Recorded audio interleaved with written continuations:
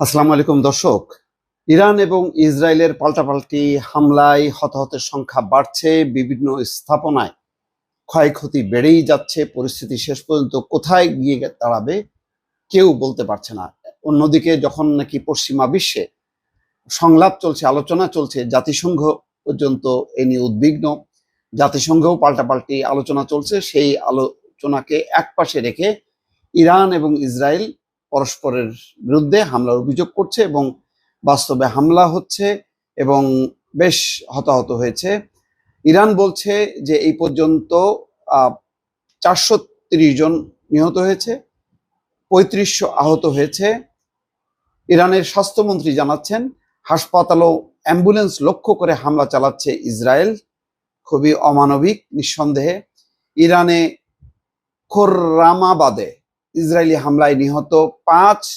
আর একটি খবর, ইরানের 10টি ক্ষেপণাস্ত্রের 5টি আঘাত হেনেছে ইসরায়েলের বিভিন্ন নিশানায়। দর্শক, এই খবর যদি আপনাদেরকে বলি তাহলে দেখা যাচ্ছে যেখানে আছে ইরান শনিবার ভোরে নতুন করে ইসরায়েলের বিভিন্ন স্থানে সামরিক লক্ষ্যবস্তুতে ক্ষেপণাস্ত্র এবং ড্রোন হামলা চালিয়েছে। ইসরায়েলের আকাশ প্রতিরক্ষাকে ফাঁকি দিয়ে তেল আবিব শহরের প্রাণ কেন্দ্রে ক্ষেপণাস্ত্র আঘাত হানে বলে দাবি করেছে তেহরান।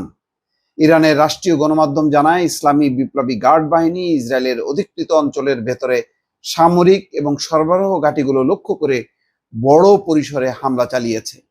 তেল আবিব সহ ইসরায়েলের বিভিন্ন আবাসিক এলাকায় সাইরেন বেজে ওঠে। একই সঙ্গে একাধিক জায়গায় বিস্ফোরণের শব্দ শোনা যায়। ইসরায়েলের টিভি চ্যানেল 12 এবং দেশটির বিভিন্ন সংবাদ মাধ্যমের খবরে বলা হচ্ছে ইরান থেকে আজ সকালে 10টি ব্যালিস্টিক ক্ষেপণাস্ত্র ছোড়া হয়েছে, যার মধ্যে 5টি নিষ্ক্রিয় করা সম্ভব হয়েছে। একটি ক্ষেপণাস্ত্র তেল আবিবের দক্ষিণের হোলন শহরে আঘাত হানে বলে খবর পাওয়া যায়। হামলায় সেখানে একটি বহুতল ভবনে আগুন ধরে যায় এবং সেটি ব্যাপকভাবে ক্ষতিগ্রস্ত হয়। দর্শক, এই খবরের পাশাপাশি যেটি আছে সেটি হচ্ছে ইরানের খোররামাবাদ শহরে ইসরায়েলি হামলায় অন্তত 5 জন নিহত হয়েছে। ইরানের অভিজাত ইসলামিক রেভলিউশনারি গার্ড কোরের দেওয়া তথ্যের ভিত্তিতে স্থানীয় সংবাদ মাধ্যমগুলো এই তথ্য জানিয়েছে। এখানে বলা হয়েছে ইসরায়েলের সঙ্গে সংঘাত শুরুর পর থেকে এখন পর্যন্ত ইরানের আকাশ প্রতিরক্ষা বাহিনীর 15 জন কর্মকর্তা এবং সেনা নিহত হয়েছে। দর্শক, এই খবরের পাশাপাশি হাসপাতাল এবং অ্যাম্বুলেন্স লক্ষ্য করে ইসরায়েল হামলা চালাচ্ছে, অথচ ইসরায়েলের একটি হাসপাতালে আঘাত হানার পর সেটা আন্তর্জাতিক গণমাধ্যমে ব্যাপকভাবে প্রচার হয়েছে। ইরানের স্বাস্থ্যমন্ত্রী জাফর গান্ধী বলছেন চলমান সংঘাতে ইসরায়েলি বাহিনী দেশটির 6টি অ্যাম্বুলেন্স এবং 3টি হাসপাতালে হামলা চালিয়েছে। এসব হামলায় 2 জন স্বাস্থ্যকর্মী এবং 1 জন শিশু নিহত হয়েছে। ইরানের ফার্স্ট নিউজ এজেন্সির বরাতে আল জাজিরা এই খবর জানিয়েছে। এদিকে ইসরায়েলি কর্তৃপক্ষ বলছে গত 13 জুন সংঘাত শুরুর পর থেকে ইরানের ক্ষেপণাস্ত্র হামলায় দেশটিতে 24 জন বেসামরিক মানুষ নিহত হয়েছে। দর্শক, টোটাল যে খবর এসছে, ইরানের স্বাস্থ্য মন্ত্রণালয় বলেছে গত 13 জুন সংঘাত শুরুর পর থেকে এই পর্যন্ত ইরানে অন্তত 430 জন নিহত হয়েছে। অনেক বড় সংখ্যা এটা।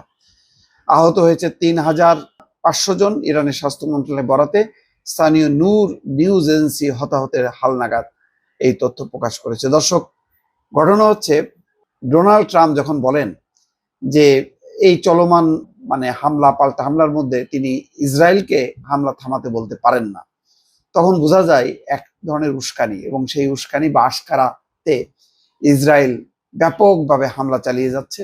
এবং যেটি বলা হচ্ছে যে যুক্তরাষ্ট্র এবং জার্মানি থেকে বিপুল সংখ্যক প্রচুর সংখ্যায় কার্গো বিমান সেখানে ল্যান্ড করেছে। ধারণা করা হয় এগুলোতে আধুনিক অস্ত্রশস্ত্র আছে, যেগুলো ইরানের সাধারণ জনগণের উপর হামলা চালাচ্ছে। লেবানন, গাজা সর্বত্রই ক্রমাগতভাবে হামলা চালিয়ে যাচ্ছে আর রসদ যোগাচ্ছে পশ্চিমা দেশগুলো। দর্শক, যেটি খুবই দুঃখজনক। ভালো থাকবেন। আল্লাহ হাফেজ।